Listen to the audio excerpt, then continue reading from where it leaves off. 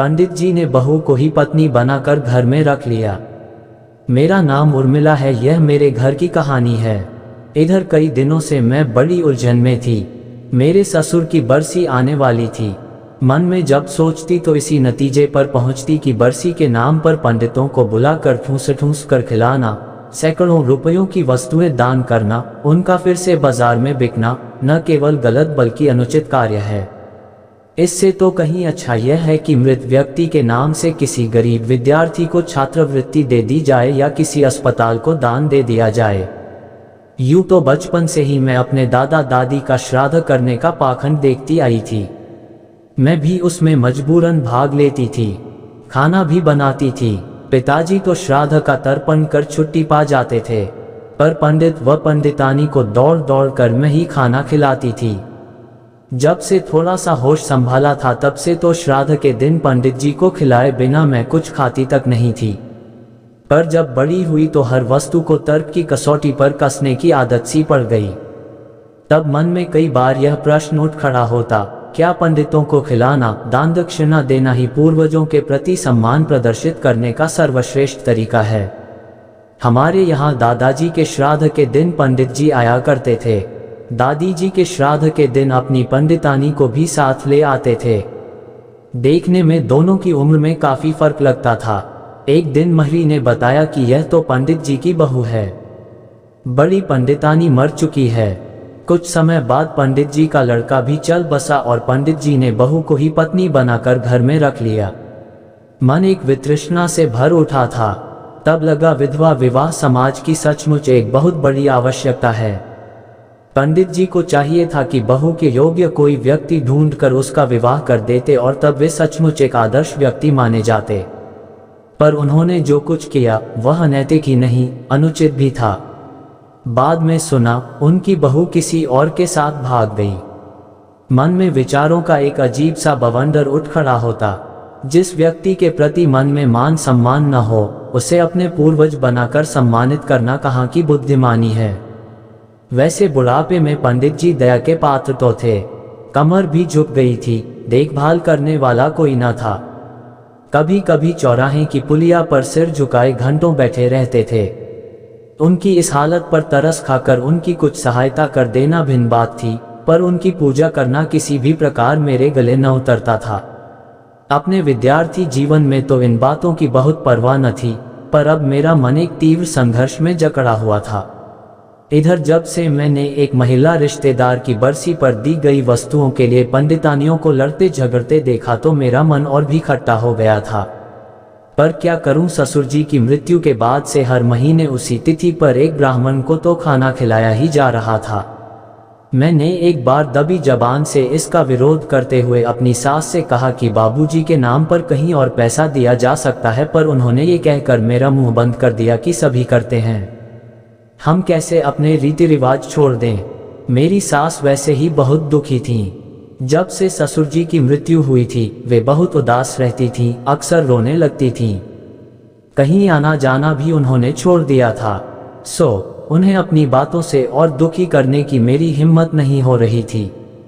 पर दूसरी ओर मन अपनी इसी बात पर डटा हुआ था कि जब हम चली आ रही परंपराओं की निसारता समझते हैं और फिर भी आंखें मूंद कर उनका पालन किए जाते हैं, तो हमारे ये कहने का अर्थ ही क्या रह जाता है कि हम जो कुछ भी करते हैं सोच समझ कर और गुण दोष पर विचार करके करते हैं। मैंने अपने पति से कहा कि वे अम्मा जी से बात करें और उन्हें समझाने का प्रयत्न करें, पर उनकी तरफ से जवाब मिल गया, भाई ये सब तुम्हारा काम है। वास्तव में मेरे पति इस विषय में उदासीन थे।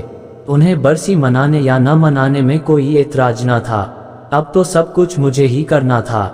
मेरे मन में संघर्ष होता रहा। अंत में मुझे लगा कि अपनी सास से इस विषय में और बात करना, उनसे किसी प्रकार की जिद करके उनके दुखी मन को और दुखी करना मेरे वश की बात नहीं।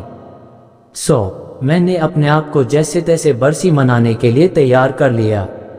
हम लोग आदर्शों की, सुधार की कितनी बड़ी बड़ी बातें करते हैं, दुनिया भर को भाषण देते फिरते हैं, लेकिन जब अपनी बारी आती है तो विवश हो वही करने लगते हैं जो दूसरे करते हैं और जिसे हम हृदय से गलत मानते हैं। मेरे स्कूल में वाद विवाद प्रतियोगिता हो रही थी।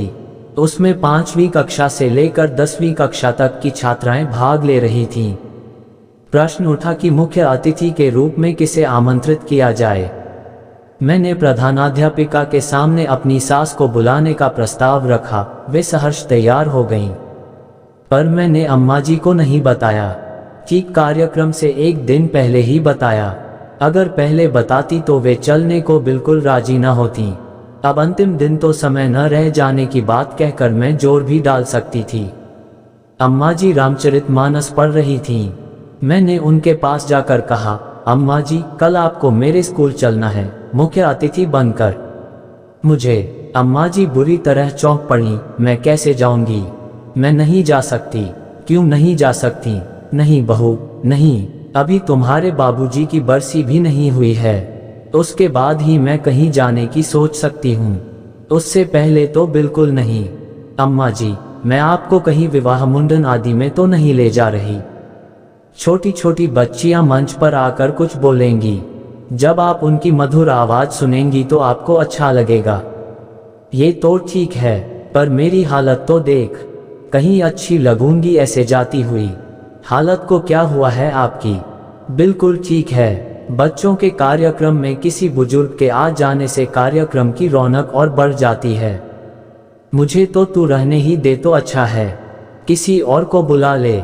नहीं अम्मा जी, नहीं, आपको चलना ही होगा, मैंने बच्चों की तरह मचलते हुए कहा। अब तो मैं प्रधानाध्यापिका से भी कह चुकी हूँ। वे क्या सोचेंगी मेरे बारे में?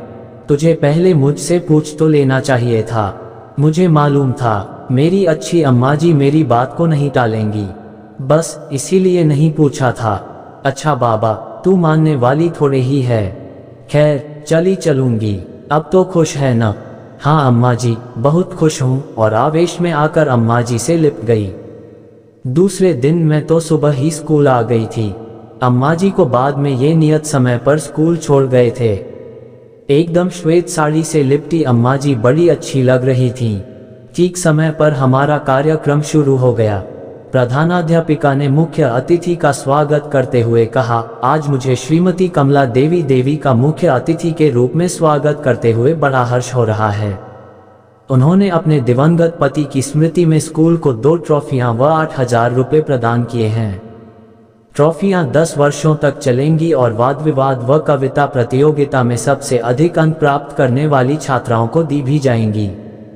8,000 रुपयों से 12,100 रुपये 4 वर्षों तक हिंदी में सबसे अधिक अंक प्राप्त करने वाली छात्राओं को दिए जाएंगे। मैं अपनी व स्कूल की ओर से आग्रह करती हूं कि श्रीमती कमला देवी अपना आसन ग्रहण करें। तालियों की गड़गड़ाहट से हॉल गूंज उठा।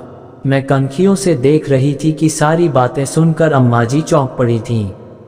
उन्होंने मेरी ओर देखा और चुपचाप मुख्य अतिथि के आसन पर जा बैठी थीं। मैंने देखा उनकी आंखें छलछला आई हैं, जिन्हें धीरे से उन्होंने पोंछ लिया। सारा कार्यक्रम बड़ा अच्छा रहा। छात्राओं ने बड़े उत्साह से भाग लिया। अंत में विजयी छात्राओं को अम्मा जी के हाथों पुरस्कार बांटे गए। मैंने देखा पुरस्कार बांटते समय उनकी आंखें फिर छलछला आई थीं। उनके चेहरे से एक अद्भुत सौम्यता टपक रही थी। मुझे उनके चेहरे से ही लग रहा था कि उन्हें ये कार्यक्रम अच्छा लगा। अब तक तो मैं स्कूल में बहुत व्यस्त थी, लेकिन कार्यक्रम समाप्त हो जाने पर मुझे फिर से बरसी की याद आ गई। दूसरे दिन मैंने अम्मा जी से कहा, अम्मा जी, बाबूजी की बरसी को 18 दिन रह गए हैं।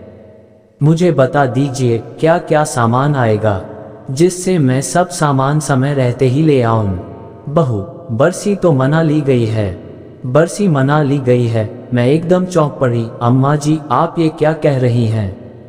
हाँ उर्मिला, कल तुम्हारे स्कूल में ही तो मनाई गई थी।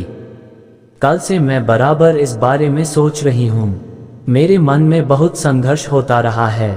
मेरी आंखों के सामने रह कर 2 चित्र उभरे हैं। एक पंडितों को ठूस ठूस कर खाते हुए, ढेर सारी चीजें ले जाते हुए, फिर भी बुराई देते हुए, झगड़ते हुए। मैंने बहुत ढूंढा पर उनमें तुम्हारे बाबूजी कहीं भी न दिखे।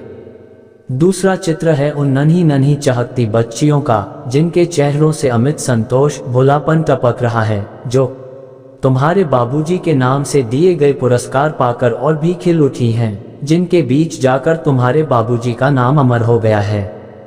मैंने देखा अम्मा जी बहुत भावुक हो उठी हैं। उर्मिला, तूने कितने रुपए खर्च किए? अम्मा जी, 12,000 रुपये, 700 रुपये की ट्रॉफी और 12,000 रुपये नकद। तूने ठीक समय पर इतने सुंदर व अर्थपूर्ण ढंग से उनकी बरसी मनाकर मेरी आंखें खोल दी। ओह अम्मा जी, मैं हर्षातिरेक में उनसे लिपट गई। तभी ये आ गए, बोले, अच्छा आज तो सास बहू में बड़ा प्रेम प्रदर्शन हो रहा है। मैं बोली, अच्छा जी, जैसे हम लड़ते ही रहते हैं। मैं उठते हुए बनावटी नाराजगी दिखाते हुए बोली। ये धीरे से मेरे कान में बोले, लगता है तुम्हें अपने मन का करने में सफलता मिल गई है। मैंने कहा, हाँ, जिद्दी तो तुम हमेशा से हो। ये मुस्करा पड़े, ऐसे ही जिद करके तुमने मुझे भी फंसा लिया था। धत, मैंने कहा और मेरी आंखें एक बार फिर अम्मा जी के चमकते चेहरे की ओर उठ गईं। दोस्तों, अगर आपको इस कहानी से थोड़ी सी भी सीख मिली हो तो हमारे चैनल को प्लीज़ सब्सक्राइब करें। आपको अच्छी कहानियाँ सुनने को मिलेंगे। आपका दिल से शुक्रिया।